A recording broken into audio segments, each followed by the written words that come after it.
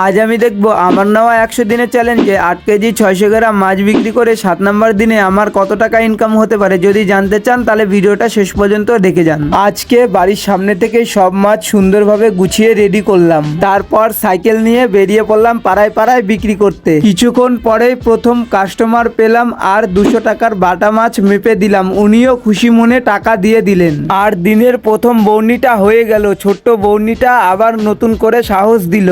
তারপর আবার রাস্তায় এক বাড়ি থেকে আরেক বাড়ি, রোদ বৃষ্টি আর ক্লান্তি এসব কিছুর মাঝেও থামিনি, কারণ জানি ছোট ব্যবসার পেছনেও থাকে অনেক বড় স্বপ্ন।